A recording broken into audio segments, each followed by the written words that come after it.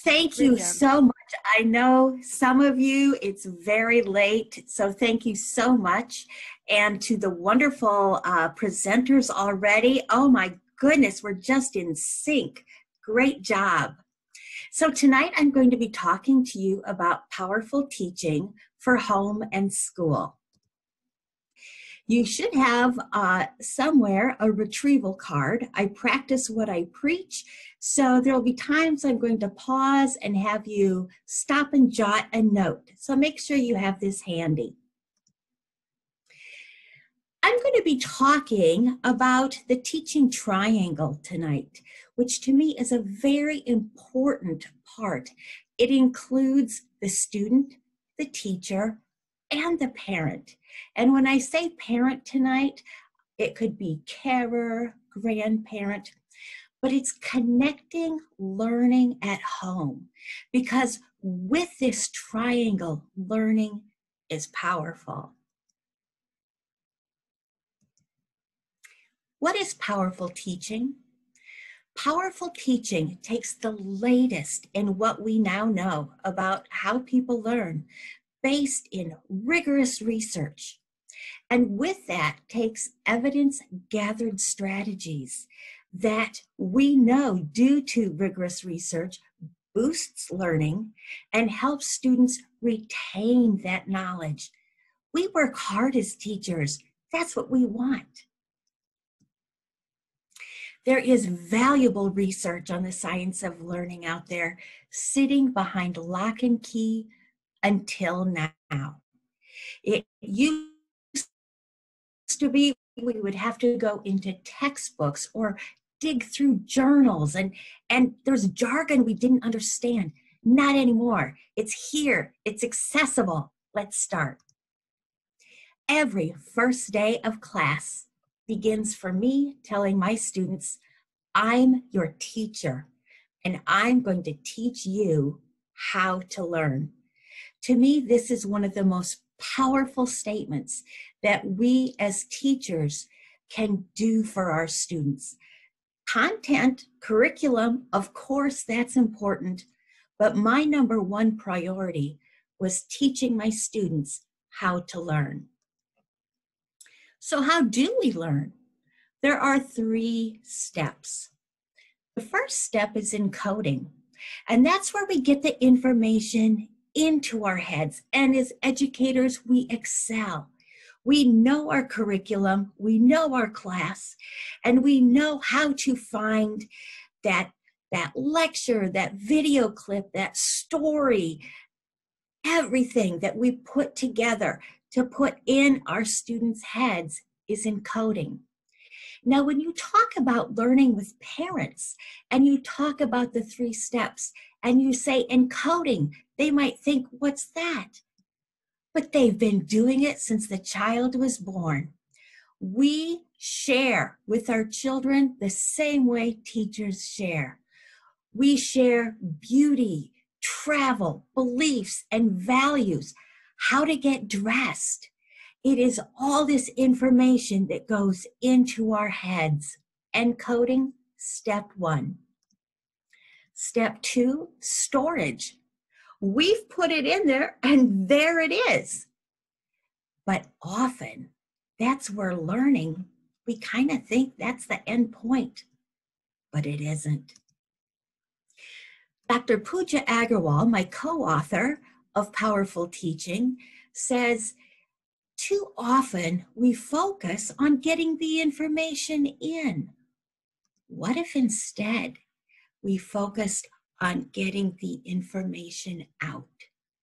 Step 1 was encoding, step 2, storage, step 3, retrieval. What are the 3 steps of learning? Quick, wherever you are sitting, tell me, what are they? Encoding, storage, retrieval. You just retrieved. We know through research that we can increase learning through the power tools. But what are power tools? These are research principles that work. In fact, they work so well, Pooja, Dr. Agarwal, and I named them power tools. And what are the four that we concentrate on? Retrieval practice, spacing, interleaving, and feedback-driven metacognition. I will focus on a couple of them tonight. Why do we love power tools? They're not a fad. How many times have you sat through professional development only to be shown the latest shiny object and it disappears? These are not fads. These are tried and true and researched. They boost long-term learning and social-emotional learning. They work for most content areas and ages. There's research that goes from early childhood all the way to adults. And how all you have to do is simply make a small shift that will make a big difference. So let's talk about them. What was that first one? Retrieval. The first power tool I'm going to talk about is retrieval. And it is pulling information out. Look at these. Do you remember when we used to be able to travel and we used to be able to go to restaurants and hang out with our friends? It's kind of memories now, isn't it? But when we bring forth these memories, that's retrieval. And for the most part, we really enjoy it. So why are these the looks that we often get when we ask our students to retrieve? Why does it bring forth anxiety? There's a reason. And the reason is if retrieval is infrequent or if it is high stakes. If you teach something in January and we don't go over it again until the end of the school year, what's going to happen if they haven't been retrieving it through, it's been infrequent, and it's a high stakes exam? They're going to feel anxiety. In a study with over 1,500 high school students, they were asked, does retrieval practice make you more or less anxious for unit tests? Ponder, what do you think?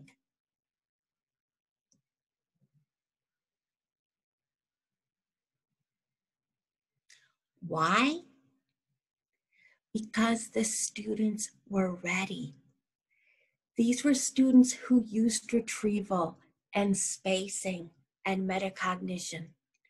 Retrieval practice is a learning strategy, not an assessment strategy. You're still going to have your high stakes tests. You're still going to have your essays and your projects. But retrieval practice is part of the learning journey. When I asked you to think about your favorite place where you traveled or some family lore that you discuss at holidays, you're not graded on those. When we bring forth memories, it doesn't always have to be graded. Why is this important for home? Because parents sometimes think that there needs to be homework and it all needs to be graded. Helping with this teaching triangle allows for the parents to understand the science of learning and that retrieval is a learning strategy. What are retrieval guidelines? Keep it low stakes or no stakes. If you need to give grades, keep it low stakes.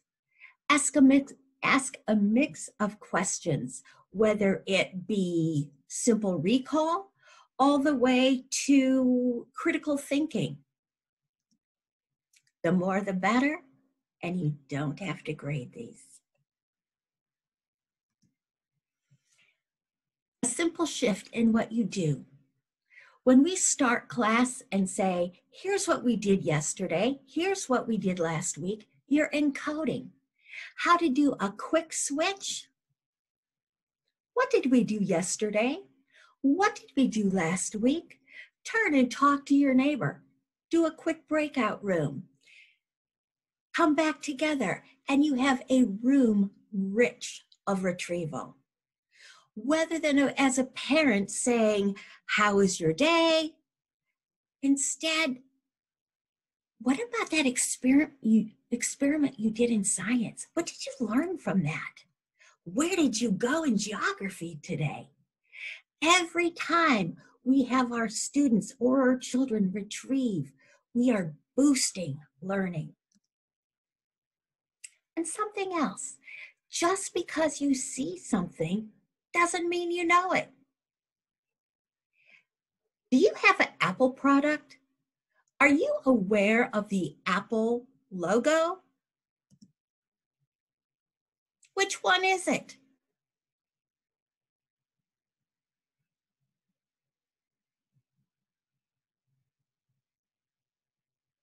There has been research done on this, and often it's difficult, even though people have seen it, to figure out which one it is. By the way, it's the middle column, the one on top. Here's another one. Think of your favorite coin. Maybe it's something you've seen hundreds or even thousands of times. If you were to draw a circle, could you sketch out that coin? Is it a person or a place? If it's a person, which way does he or she face? What are they wearing? Is there writing on the coin? Try this out sometime because it's much harder than you may think. Just because you see something doesn't mean you know it. Why is that important? Because too often, that's what we expect or profess to use for study strategies. Think of how we even say, go home and look at your notes. Reread what you've highlighted. Go ahead and look at your study guides. These are ineffective. And why? Because we're not retrieving. Why is this important for home? Because oftentimes parents are using these very strategies with their children because it's what they used. But we now know better. A couple terms I want to just talk about real quick. Working memory and long-term memory. They are located in two different parts of our brains. When we first learn something, it goes into working memory, and that's limited. In fact, we can remember about 4 to 7 new things. But our long-term memory, that's unlimited. I'll be talking about these, so I wanted to make a quick explanation. But when we get things in our working memory, when we are able to retrieve and space out information, it helps put it back into our long-term memory. And that's what we retrieve. I also like to share my responsibility diagram. As teachers, we are responsible for encoding. It's what we do.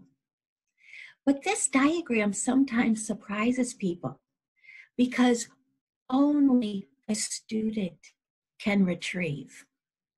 So if somebody says, why can't I use Google? Because if you look at, most likely you're not going to retrieve that information.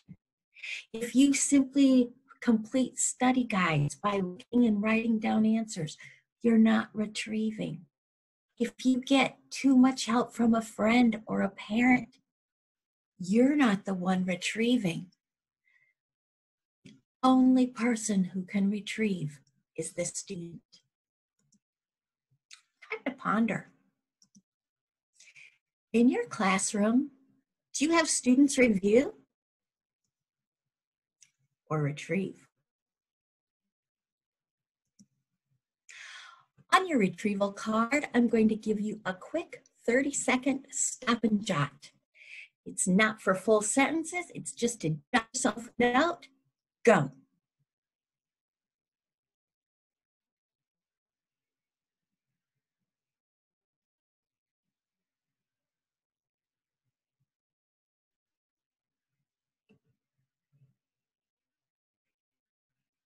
Thank you.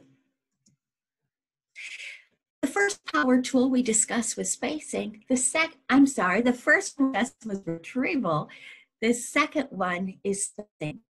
And what is spacing but retrieval over time or teaching over time? Have you ever asked your students a question? No, it was taught last year. You know it was. Or have you ever asked your students a question and you were the one that taught it? Maybe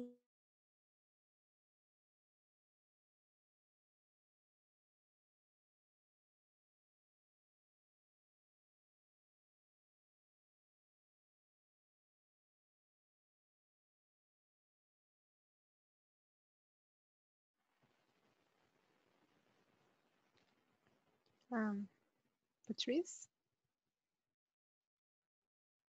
It's frozen. Yeah, I think. Oh, okay, let's wait a few seconds. I'm sure you'll be back.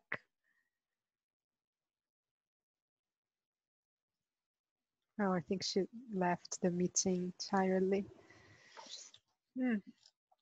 It should probably come back in. Yeah, she'll probably come back in. We have to do that a lot in our school. Yeah.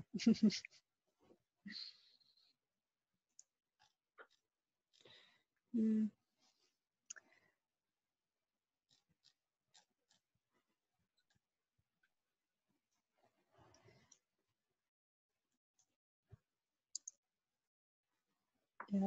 I'll check my email and see if she's saying anything.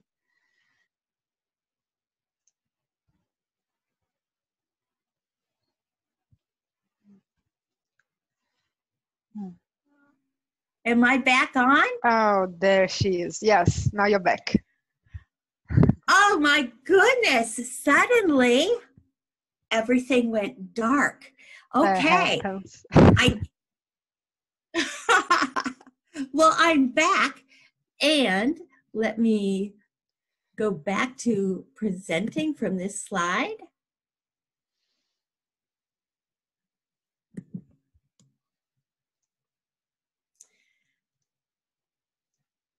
Are we there? Not yet. Can only see your camera.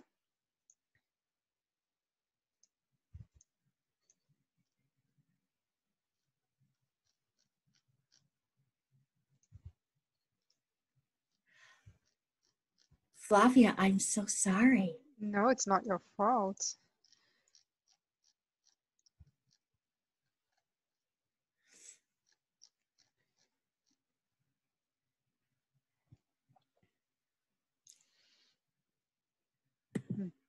Somebody just said on the chat that we retrieved you.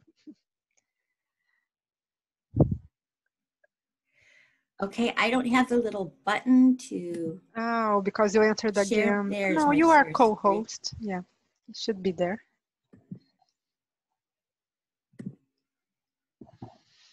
Yeah. Yes, there is. Are we there? Yeah. Yes, perfect. Woo! Okay, is my screen on? Can you hear me? Yes, everything's perfect. Oh, thank you. Well, I did not need a jolt of caffeine to get me going. I hope you did not go to sleep while this was going on. What I was talking about was looks from students you might get clueless when you bring up something that had already been taught. And that's because spiraling is not spacing. Just because something is in the curriculum does not mean it has been spaced. Spacing is a purposeful retrieval. So what should be spaced? We need to space our big ticket items. What do I mean by that? I always start with the end in mind. What's on my big exam at the end of the year? A chapter test, an essay. And those things that I know I want my students to know, that is what I space. There's also something called the forgetting curve. Forgetting is actually good for learning, and you should see the relief on my students' faces when they learn this fact. As soon as we learn something, it's going to be in our working memory and we've got it. But within an hour, we start forgetting. With spacing, it's important when we bring up new information to have students retrieve it the following day, and then a few days later, and then later. It doesn't have to take a whole period. It can be a simple, what I call, blast from the past. In fact, what were those 3 steps of learning? Encoding, storage, retrieval. A simple blast from the past. Spacing is also not cramming. I have certainly done this. You probably have too, but it's not the way to study. If you have not spaced out information, that purposeful revisiting or retrieval of information, you may have to cram the night before an exam. The good news, you'll do okay. The bad news, the information is not going to stick. Very short term. What are spacing guidelines? Always make sure you ask about past content. The more the better. And remember, forgetting is a part of learning. Why is this important to share? Because sometimes if you are spacing something out and a parent sees what their child is studying, they might think, you studied that last month. Why are you studying that again? When parents know the science of learning, they know why. The third one I'm going to talk about tonight, the third power tool, is metacognition. My definition is discriminating the known from the unknown. For example, have you ever had a student study really hard for a test? Or as a parent, have you seen your child sit at the kitchen table studying and they're so ready they know they're going to ace this test, and the test comes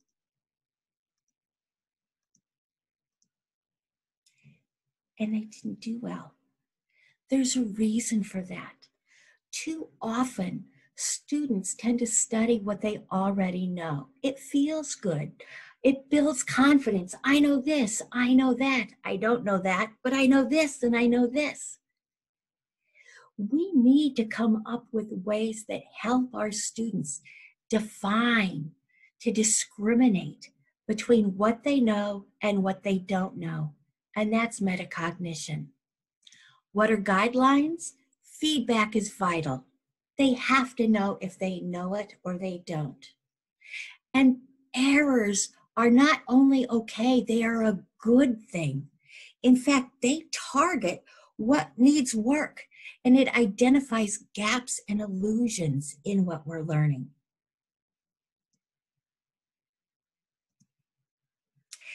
I'm going to talk a little bit about some strategies for your power toolbox. First of all, if you go to powerfulteaching.org/resources, there's all sorts of free templates. I don't have time to go over a lot of them today, but you can find them in Powerful Teaching. You can find them in A Parent's Guide to Powerful Teaching. There's even some more strategies in there, and through this website. But I will just go over a couple. I developed what I call the 4 steps of metacognition. Take a moment and read over them.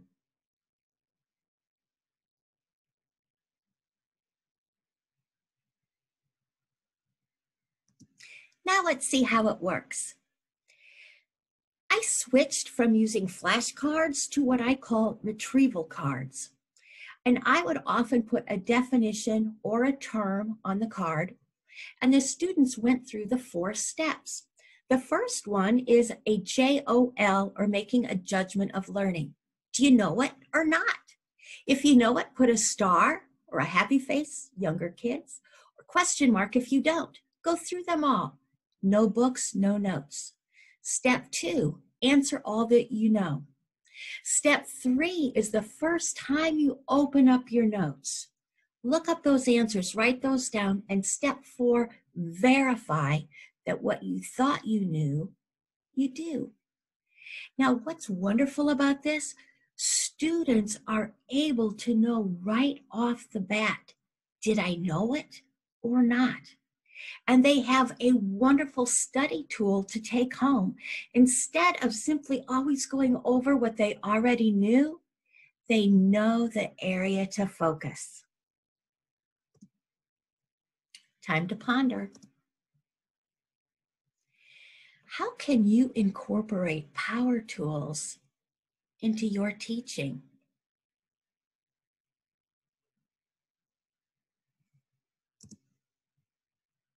"30 seconds.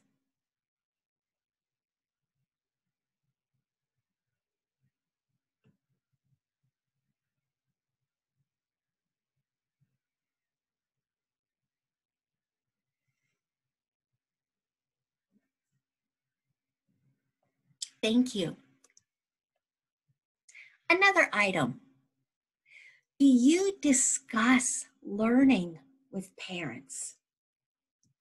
I conducted a national survey in the United States asking parents for all sorts of answers. And here's an example. I asked, what are the 2 top things that would help you with your child's learning?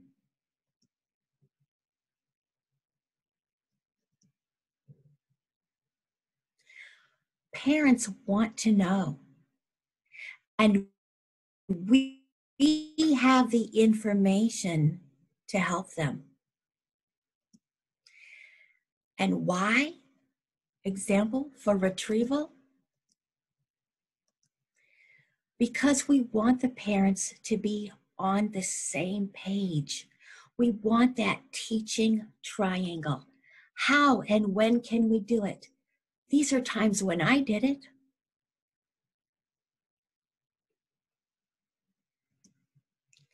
And this guide, which you can get a discount from John Catt, the wonderful publisher, goes into so much information.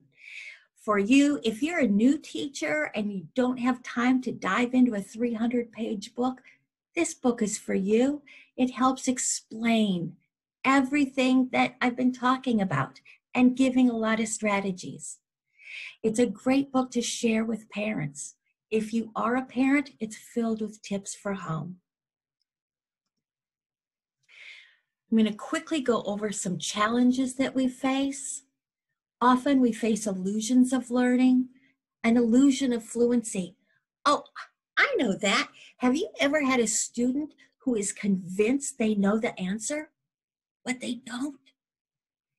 That 4 steps to metacognition helps with that, to help discriminate what we know and maybe errors in our judgment. Or the illusion of confidence. I'm going to ace that test, but we don't. What do the illusions do?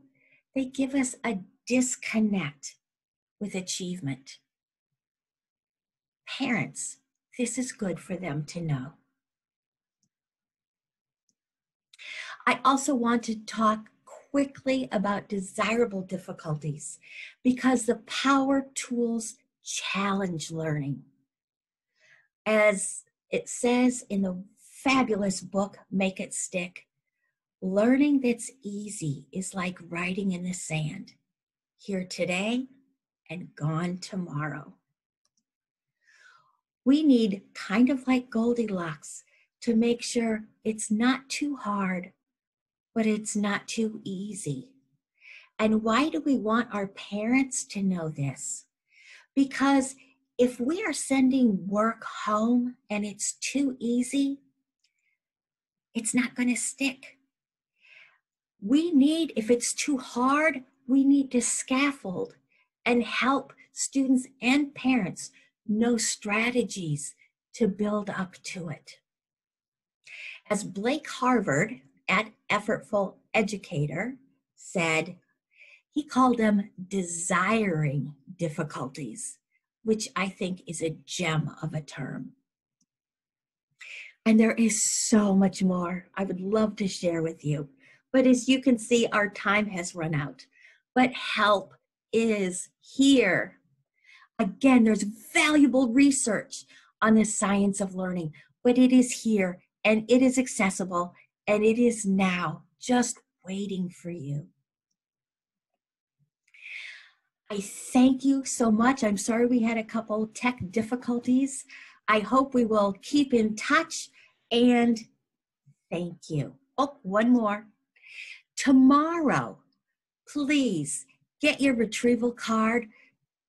Retrieve. What are some things that maybe surprised you or had impact?